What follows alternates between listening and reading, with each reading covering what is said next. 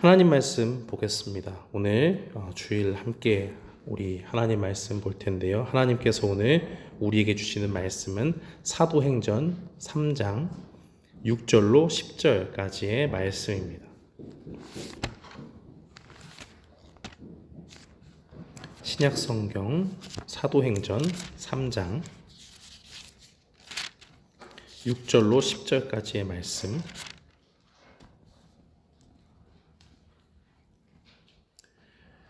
우리 다 찾으신 줄 알고 함께 봉독하겠습니다.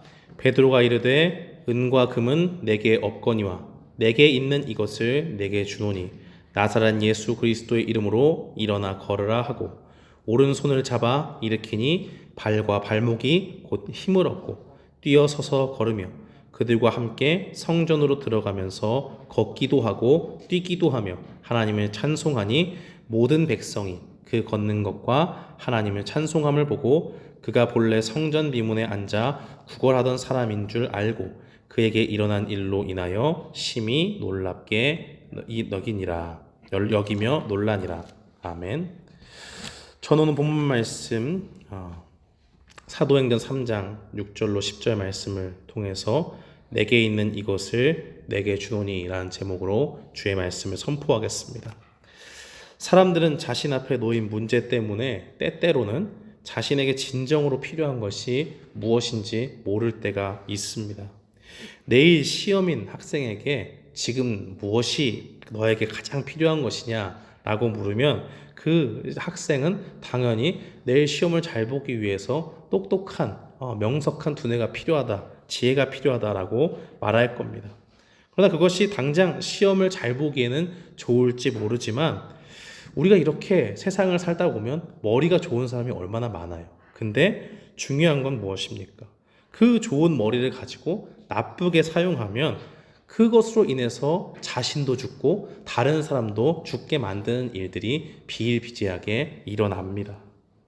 명석한 두뇌를 가지고요. 또 함께 일하는 사람들을 정말 깔보고 교만하게 지내는 사람들을 보면 누구도 그 사람과 함께 일하고 싶은 마음이 전혀 들지 않지요. 그래서 이 교만한 마음 가운데 오히려 걸림이 되는 이 좋은 머리가 있다는 것을 보게 됩니다. 그렇기 때문에 사람들은 인생을 살 때 단순히 우리가 당장 필요한 것을 구하면 안 됩니다.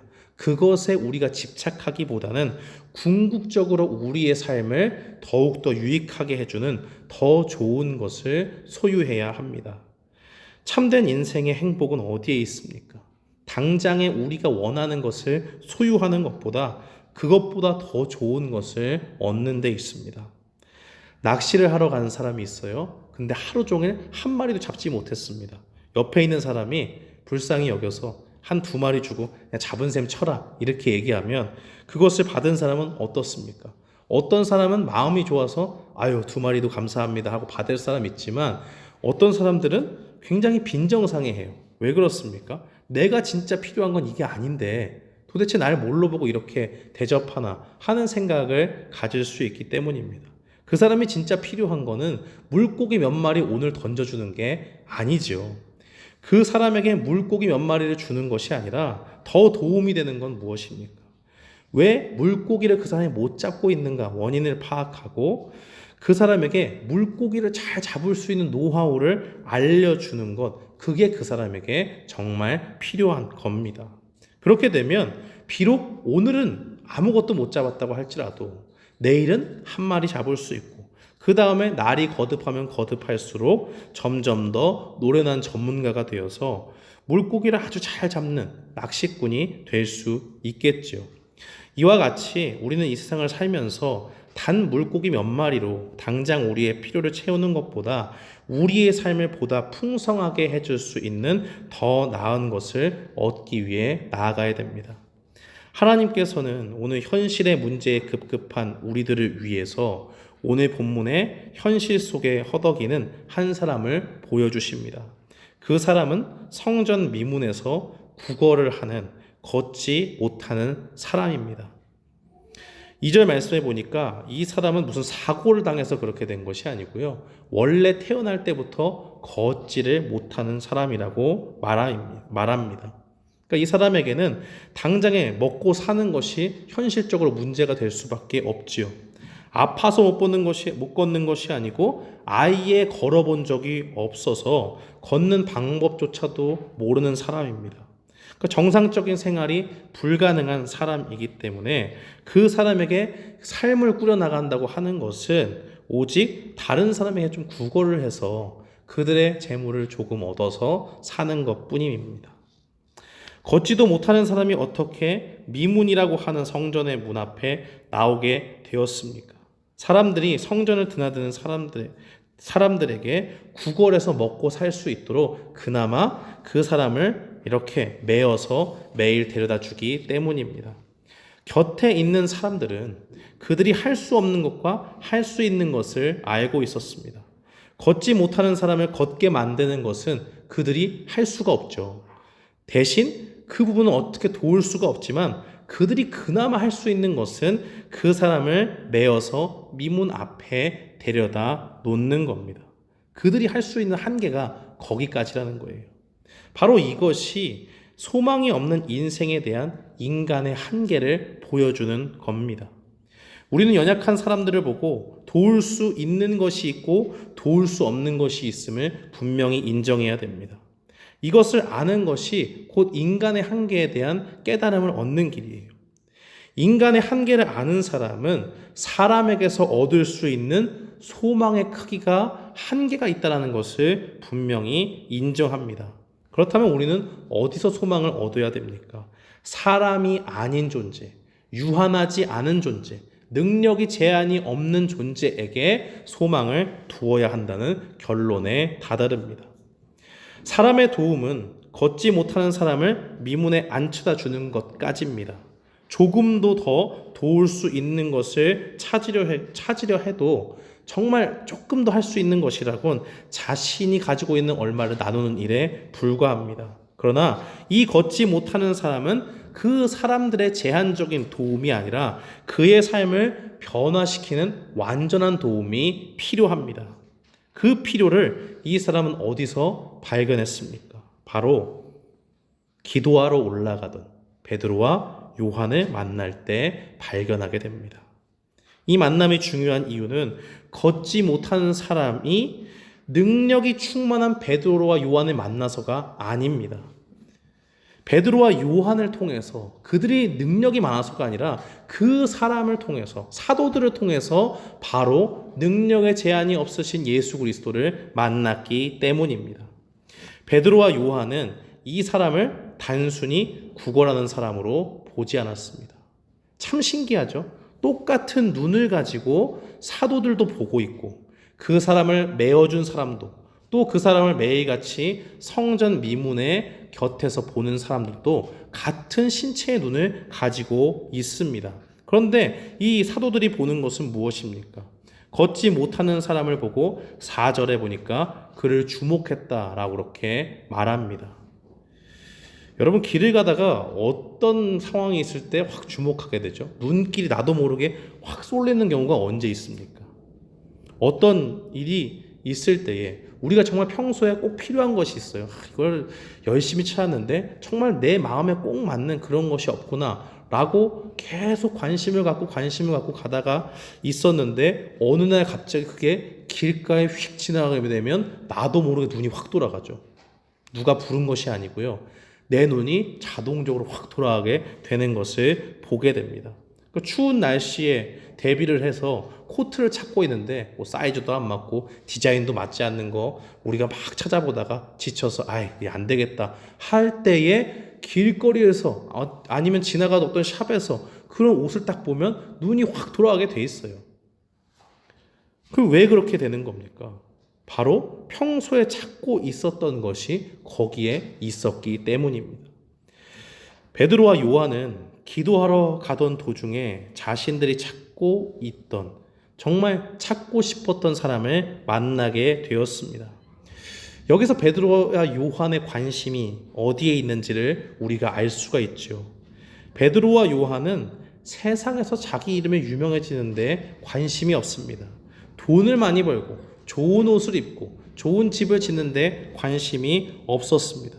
베드로와 요한의 관심은 하나님이 필요한 사람을 찾는 데에 관심이 있었습니다. 그들은 미문에 앉아있던 사람을 기도하러 가던 중에 보았다라고 말합니다. 사도행전 2장에 보면 그들은 기도하던 중에 성령의 충만함을 받았습니다. 그리고 나서 베드로의 설교를 통해서 하나님은 교회에 3,000명이나 되는 성도들을 붙여 주십니다. 그 역사를 경험하고 나서 그들은 하루에 3번 드리는 유대인의 그 관례에 따라, 기도법에 따라서 하나님께 기도하러 가던 중이었습니다. 베드로와 요한이 기도하러 간 이유는 무엇이었겠습니까? 성령의 충만함을 받아서 하나님의 역사가 일어나는 것을 보니 하나님의 관심이 어디에 있는지를 분명히 깨닫게 되는 겁니다. 그들은 단순히 습관을 쫓아서 그곳으로 간 것이 아닙니다. 아직도 베드로와 요한의 눈에는 하나님이 관심 갖는 그 관점에서 바라보니까 예수님을 알지 못하는 사람이 허다하게 널렸습니다. 하나님께 기도하러 간다고 하는 사람들도 참 메시아이신 예수 그리스도를 알아보지 못하고 아직도 어두운 눈 가운데 있는 것을 보게 됩니다. 그렇기 때문에 베드로와 요한은 그들에게 복음을 전하러 가는 거예요.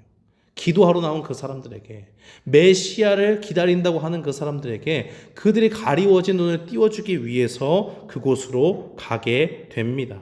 그런데 복음을 전하러 가던 그 길에 그 누구보다도 예수님이 필요한 한 사람을 발견하게 되었고 그 사람에게 주목하게 된 겁니다.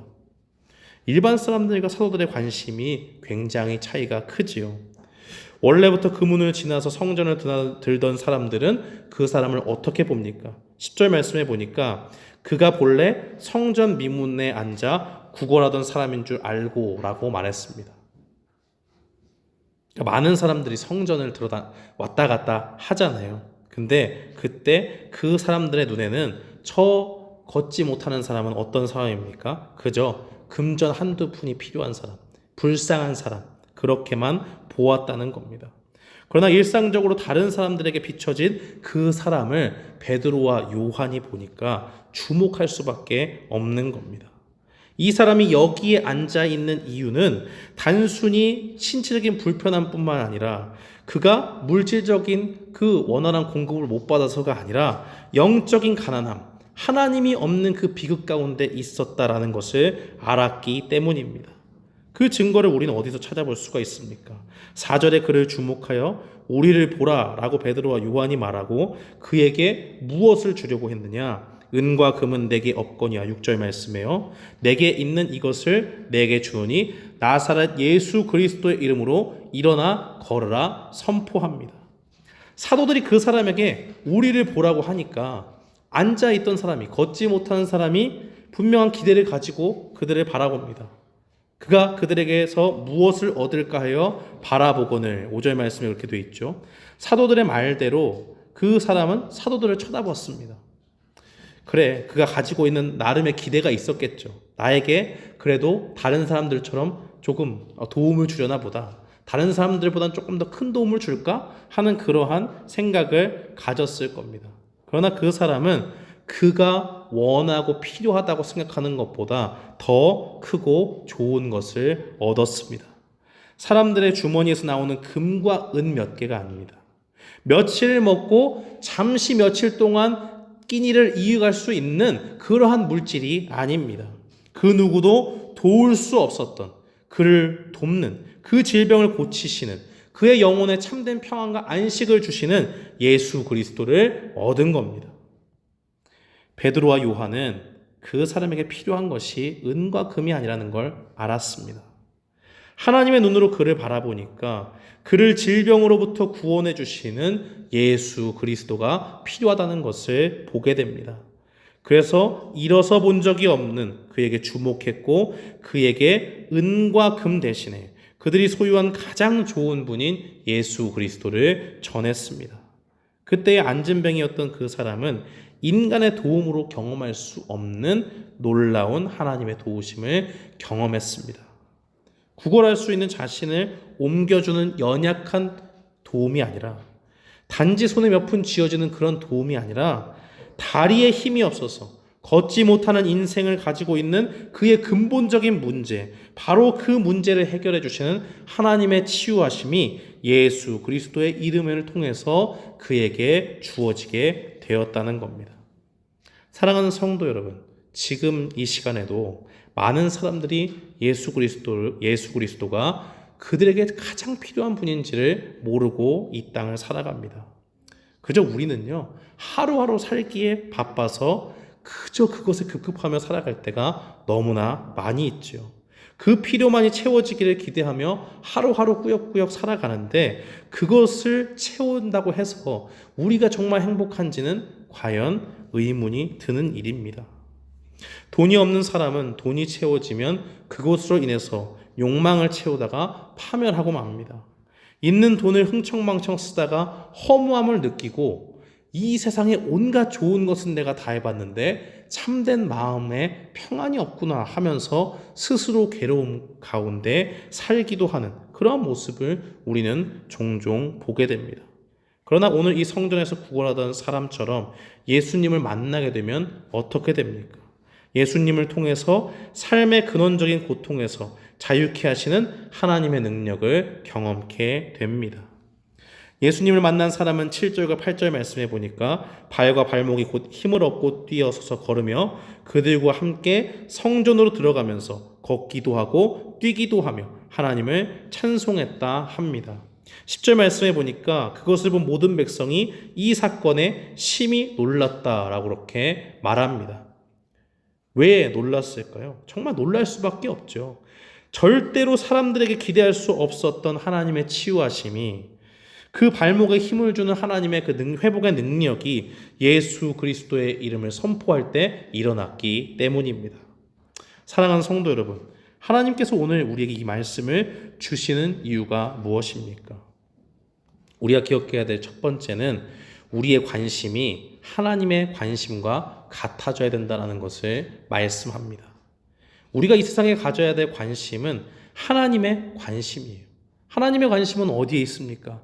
누가복음 5장 31절은 증거하기를 예수께서 대답하여 이르시되 건강한 자에게는 의사가 쓸데없고 병든 자에게라야 쓸데있나니 내가 의인을 부르러 온 것이 아니요 죄인을 불러 회개시키러 왔노라 라고 말씀하십니다. 바리새인들은 죄인들과 상종하지 않습니다. 그런데 예수님은 자꾸 죄인들에게 다가가고 그들과 함께 식사도 해요. 그래서 어찌하여 세리와 죄인들과 함께 먹고 마시느냐 라고 그렇게 물을 때에 예수님 말씀하시는 거예요. 내가 죄인을 불러 회개시키러 왔다. 너희한텐 관심이 없고 정말 헐벗고 굶주린 정말 하나님의 도움이 필요한 그 죄 가운데서 신음하는 그 백성, 죄로 병든 인생을 고치시는 그 구원하시는 의사로 내가 이 땅에 온 것이다 라고 세상에 선포하시는 겁니다.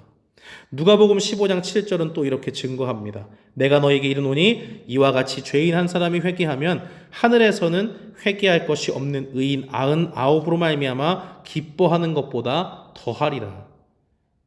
하나님의 기쁨이 어디 있다는 거예요? 잃어버린 양 하나가 교회로 들어오는 것, 예수 그리스도를 만나고 그 안에서 참된 기쁨과 평안을 누리는 것이라고 예수님은 말씀합니다. 세상은요, 교회가 구제를 하고 선행을 많이 하면 주목해요.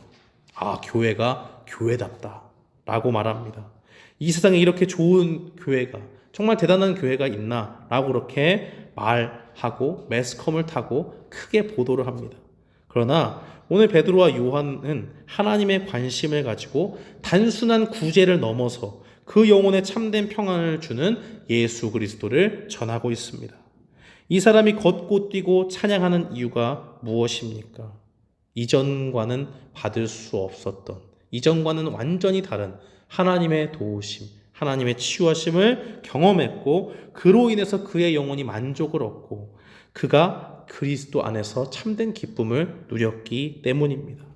사랑하는 성도 여러분, 바로 우리가 하나님의 관심을 가지고 해야 할 일이 바로 이것입니다.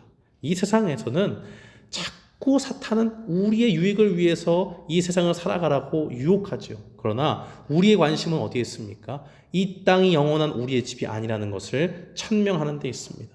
우리는 하나님의 자녀고 하늘 시민으로 주님이 원하시는 일들을 해나가는 하나님의 관심을 공유하는 사람들이 되어야 합니다. 그렇기 때문에 지금도 우리 주변에서 예수님을 알지 못하는 사람들에게 우리가 다가가서 예수 그리스도를 전해야 할 사명이 우리에게 있다는 겁니다. 어떻게 하면 우리의 관심이 하나님의 관심으로 바뀔 수가 있습니까? 그것은 바로 오늘 말씀을 통해서 두 번째 기억해야 될 것인데요. 예수님에 대한 확고한 믿음이 있을 때에 세상의 관심에 쏠리지 않아요. 하나님의 관심에 집중하게 됩니다. 베드로와 요한이 날 때부터 걷지 못하는 사람에게 예수님을 전한 이유가 무엇입니까? 우리 인생의 참된 문제를 해결하기 위해서는 딱 한 가지 방법밖에 없다는 거예요. 여러 가지 처방전이 있는데 이 중에서 이것도 써보고 저것도 써보고 이게 없어요. 딱 한 개밖에 없어요. 뭡니까? 바로 인생의 문제를 해결하시는 예수 그리스도 외에는 네가 일어날 방법이 없다라는 것을 확신했기 때문입니다. 사람들은 일반 종교가 자꾸 기독교와 같다고 얘기해요. 종교라는 것은 다 좋은 말하고 그 경전에 보면은 다 좋은 얘기 있는데 이게 뭐 다른가? 라고 그렇게 이야기합니다. 그러면서 산에 있는 등산로가 여러 개인 것처럼 일로 가도 되고 절로 가도 되고 결국엔 다 끝으로 가면은 천국에 가는 거지. 이렇게 이야기를 해요. 다원주의자들이 하는 이야기입니다. 그러나 기독교 종교는 달라요. 다른 종교와 다른 것이 있습니다. 그것이 무엇입니까? 바로 우리는 오직 한 길, 구원의 길이 예수 그리스도 안에 있다는 것을 천명하고 믿으며 나아가는 겁니다. 예수님 외에는 다른 길이 없어요. 인생의 문제는 누구만이 해결하느냐? 바로 예수 그리스도 한 분인 줄 믿습니다. 예수님은 누구십니까?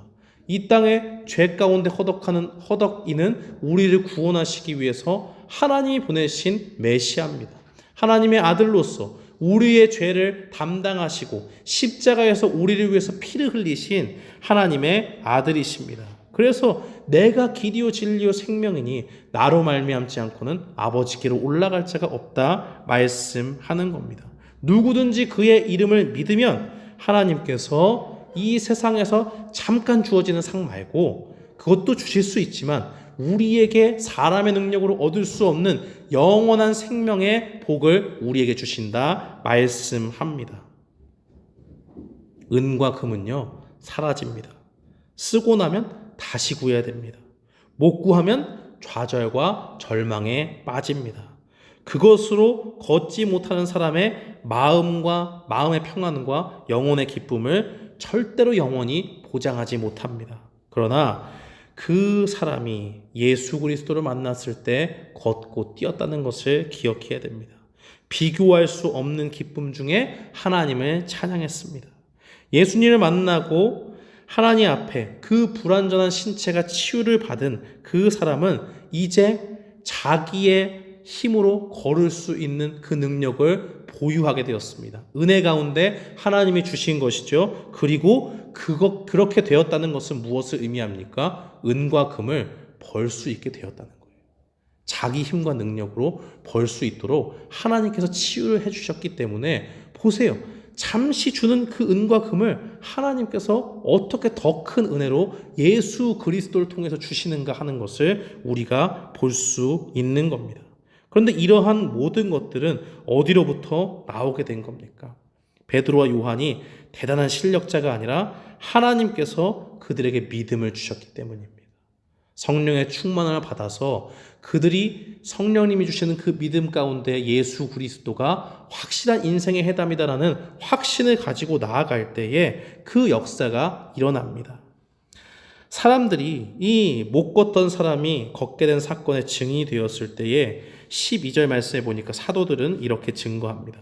베드로가 이것을 보고 백성에게 말하되 이스라엘 사람들아 이 일을 왜 놀랍게 여기느냐 우리 개인의 권능과 경건으로 이 사람을 걷게 한 것처럼 왜 우리를 주목하느냐라고 말합니다. 사도들은 이 기적의 사건이 치유의 능력이 자신들의 능력과는 전혀 무관하다는 것을 말하고 있습니다. 그리고 나서 16절에 이렇게 증거합니다. 그 이름을 믿음으로 그 이름이 너희가 보고 아는 이 사람을 성하게 하였나니 예수로 말미암아 난 믿음이 너희 모든 사람 앞에서 이같이 완전히 낫게 하였느니라. 사랑하는 성도 여러분, 바로 우리도 이와 같은 믿음이 있어야 됩니다.